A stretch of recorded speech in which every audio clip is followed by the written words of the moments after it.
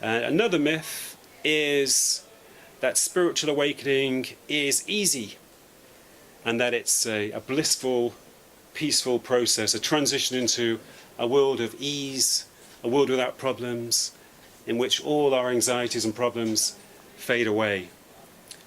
That sounds nice, but unfortunately, I don't think that's usually the case. Maybe in some cases, but I found that a lot of people, particularly in the initial stages, went through a great deal of turmoil, disturbance, disorientation following spiritual awakening, particularly if they had no background in spiritual traditions. They had no idea what happened to them. They felt confused and they felt a sense of exhilaration and well-being, but at the same time they thought to themselves, what's going on? Why am I living in this new state of being? And of course they tried to speak to people about it, and the people around them were a bit like, what's wrong with you? Have you gone crazy? And then they occasionally went to see psychiatrists, which is the worst thing you can do after a spiritual awakening. And of course the psychiatrists usually say, you've got psychotic symptoms, here's some medication. And that's the worst thing that can happen, of course, because the medication actually blocks the process of awakening. But I think some psychiatrists are becoming more aware of spiritual awakening now. It's difficult because sometimes people who undergo spiritual awakening can experience symptoms which do seem a bit psychotic. They can sometimes have memory problems, concentration problems, even physical, pains, unexplained pains, kind of electric shocks running through the body.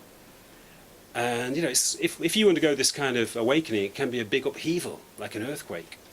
So it takes some time to integrate it. It takes some time to stabilize.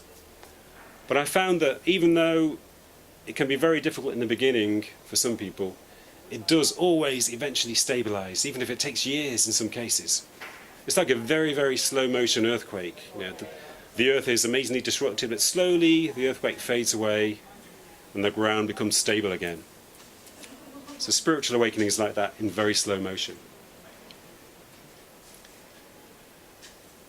And the reason why the book is called The Leap is mainly because in the final chapter I discuss what I refer to as an evolutionary leap.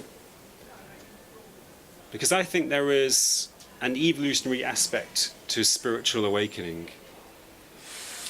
If you look back at the evolution of life since the beginning of life on Earth, on the one hand, evolution is an increase in physical complexity. So you begin with single-cell creatures like amoeba, very simple single-cell creatures, and you end up with amazingly complex beings such as human beings with 100 billion cells in our brains and amazingly complex interactions within our bodies. So that's one level of evolution, but evolution also has an interior aspect. It's not just physical. You can speak of the evolution of consciousness as well. So as living beings become more complex physically, they also become more conscious. So they become more aware of their surroundings, they become more aware of themselves, they become more aware of their connections with other members of their species and other species than the Earth itself. So in every respect they become more aware. And to me that's what spiritual awakening means. Spiritual awakening is an intensification of awareness.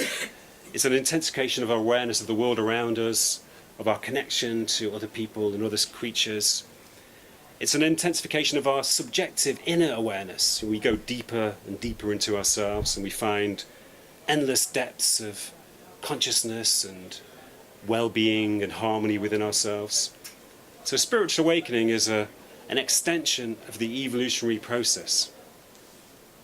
So I think that when we experience awakening, we are actually experiencing a state which is somehow in the future.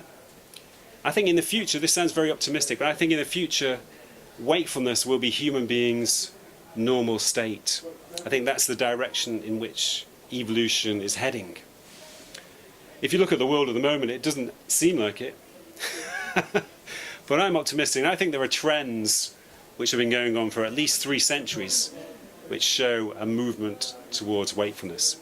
I think the very fact that so many people now are experiencing awakening suddenly and dramatically shows this. I think the fact that so many people have temporary awakening experiences, as I call them, moments of bliss and connection and harmony. These moments fade away, but they're always incredibly significant for people, temporary awakening experiences. And also the fact that so many people feel the impulse to awaken. I think this shows that somehow within the human race's collective unconscious or collective psyche, this latent wakefulness is building up. And I think if you look over the last 300 years of history, there has been a slow, gradual movement towards increasing compassion, empathy, increasing self-exploration, and increasing connection to nature, connection to other human beings and other species. And I think these are also signs of increasing wakefulness. So I'd like to end with another poem.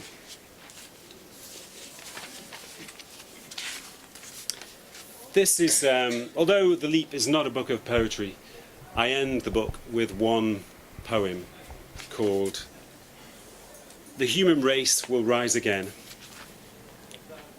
And this expresses my optimistic vision of an evolutionary leap for the human race.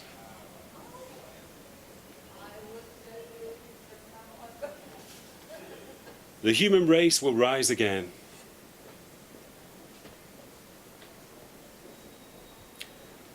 The human race will rise again. This chaos isn't inevitable. This discord won't last forever. The evil that flows from us so easily isn't innate. Our disorders are distortions, not permanent conditions. Symptoms of a disease which will one day be cured. We weren't born for constant conflict, to spend our lives fighting for survival, competing for recognition, defending ourselves against oppression, with our minds infected with anxiety and our souls corrupted by bitterness. We were born for joy, and one day joy will return to us, as spring always returns, bursting with life and light after the freezing winter. The human race will rise again as the cold, hard, masculine mind opens up to the soft, warm spirit of the feminine. As our solid, frozen cells begin to melt and merge with nature again. And selfishness gives way to empathy, and hierarchy to equality. And the impulse to connect transcends the desire to control. The human race will rise again as our senses begin to wake from centuries of sleep, and nature shines with sacredness again, and we're dazzled by the world's pristine beauty, and awed by the depths of meaning which reveal themselves beneath the old flat surface of reality. The human race will rise again, and is slowly rising now. The shift is slowly settling. Balance is returning. A new structure is emerging. A pattern of vibrant new shapes and colours, with a new kind of harmony, more complex and dynamic. An order that's stronger because it arose out of madness. A sanity that's deeper because it arose out of madness. The human race will rise again. The war will end and the world will heal. And life will no longer be a frenzied struggle full of stress and fear, but a glorious adventure full of grace and ease. No longer a punishment to be endured, but a privilege to be savoured. We were born for wholeness, and we will be whole again. We were born for joy, and we will return to joy. The human race will rise again.